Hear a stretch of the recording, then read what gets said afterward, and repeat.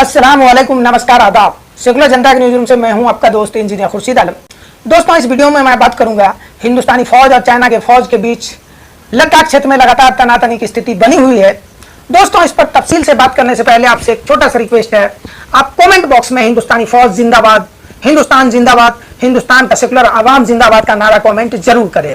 और हाँ दोस्तों, अगर आपने अभी तक अपना चैनल सेकुलर जनता को सब्सक्राइब नहीं किया है तो सब्सक्राइब कर बेल आइकन को जरूर दबा दें। साथ ही वीडियो पसंद आए तो इसे लाइक और शेयर करना न भूलिएगा। दोस्तों, मैं बात कर रहा था हिंदुस्तान और चाइना सेना के बीच लगातार तनातनी की स्थिति बरकरार है लद्दाख क्षेत्र में।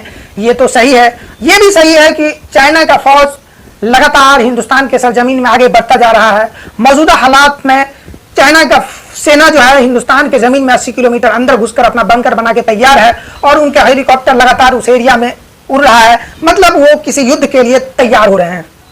वहीं दूसरी तरफ हमारा देश के जो सरकार है वो पूरी तरह से सन्नाटा पड़ा हुआ है, खामोश नजर आ रहे हैं और मीडिया में भी जो तल्खी नजर आती है पाकिस्तान से कोई भी तरह के मामले होने पर, वो तल्खी नहीं दिख रही है। वो क्या बिल्कुल ही नहीं दिख रही है। अलग सी बात है, जी न्यूज के सुधीर चौधरी कुछ अनाप शनाप बोलते हैं कि चाइना के फौज जो है अपने माँ बाप के इकलौते संतान है, उनका सबसे बड़ा समस्या ये है वो युद्ध के लिए तैयार नहीं है। लेकिन ये सब मजाक से ज्यादा कुछ भी नहीं है। दोस्तों, जब मैं कोई न्यूज चैनल देखता रहता हूं या फेसबुक पर ऑनलाइन होता हूं तो कई कमेंट मैं इस तरह का देखता हूं कि जब पाकिस्तान ने मोदी जी का सीना को नापा तो 56 इंच निकला और जब चाइना ने नापा तो सिकुड़ कर 26 इंच निकला। दोस्तों, मैं बता रहा हूं, इस सब बातों से मेरा कोई इत्तेफाक नहीं है। कोई भी सियासी लीडरान हो, मोदी जी हो, राहुल हो, कोई भी हो, उनका सीना 26 इंच हो या 6 इंच हो, कोई फर्क नहीं पड़ता हिंदुस्तान को और हिंदुस्तानी आवाम को। दोस्तों, हमारा जो जवान है, हमारे देश के जो फौज हैं, उनका सीना 56 इंच था, है और रहेगा। मैं ऐसा क्यों कह रहा हूं? मेरे दोस्तों, आपको पता होगा चाइना से इससे पहले भी हिंदुस्तान का युद्ध हो चुका है, जिसमें अकेला हमारे देश के वो वीर सपूत जिसका नाम जसवंत सिंह रावत है, उन्होंने अकेले लगातार 3 दिनों तक चाइना सेना से लड़ता रहा और 300 से ज्यादा चाइना के सैनिक को मार गिराया, मौत के घाट उतार दिया।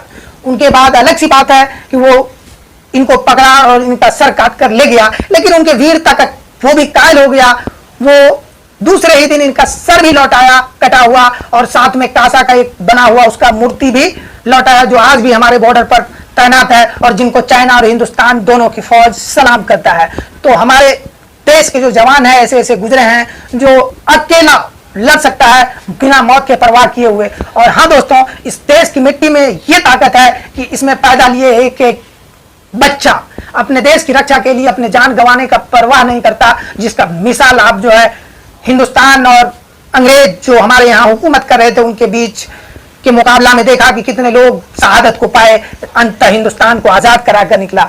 वहीं तक नहीं दोस्तों, हमारे देश की नारियां भी इतनी मजबूत है, उनके लिए एक अगर शायरी मैं कह दूं, नारी नहीं है अबला, नारी नहीं कहानी, नारी की गोद में पलती है जिंदगानी, नूर बन के चमके, सिंदूर बन के दमके, मौका पड़े तो चूड़ियां तलवार बन के खनके। हमारी देश की मिट्टी में ये खासियत है।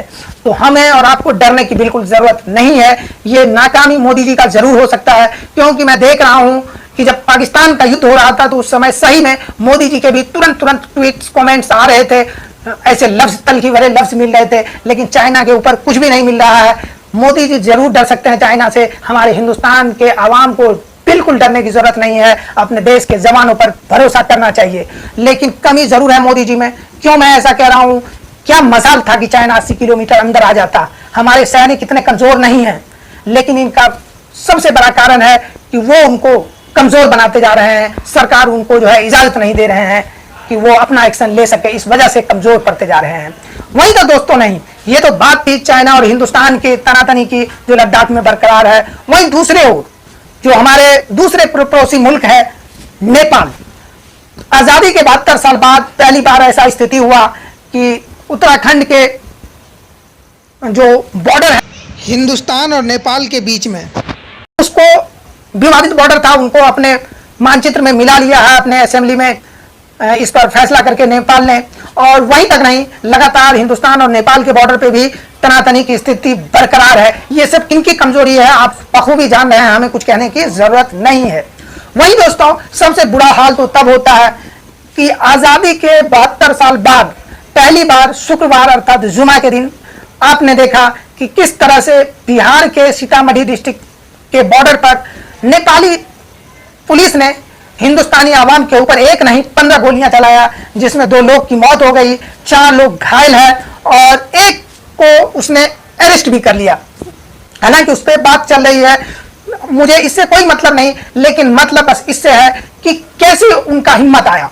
कोई कहते कि ये जो है सब चाइना का चाल है, वाकई ये चाल होगा, मैं मना नहीं कर रहा, लेकिन कहीं ना कहीं हमारे सरकार और हमारे विदेश नीति की खामियां भी है, इनको भी आपको और हमको मानना चाहिए। सेकुलर जनता तो हमेशा मानने के लिए तैयार है कि ये कहीं ना कहीं हमारी सरकार, हमारे मोदी जी की नाकामी की वजह से हो रहा है कि आज के तारीख में नेपाल जैसा देश भी हमारे ऊपर आंख दिखाने के लिए तैयार है। तो मैं नेपाल से भी कहना चाहता हूं कि सुन लो, हमारे मोदी जी कमजोर हो सकते हैं, हिंदुस्तानी आवाम कमजोर नहीं है। हम ईंट का जवाब पत्थर से देना जानते हैं, इसलिए इस तरह की हरकतें बंद करो। दोस्तों, यही कुछ बातें थी जो आपसे इस वीडियो के माध्यम से करना था। आपको वीडियो कैसा लगा कमेंट बॉक्स में जरूर बताइएगा। मिलते हैं फिर किसी दूसरे वीडियो के साथ, तब तक के लिए दीजिए हमें इजाजत। अल्लाह हाफिज।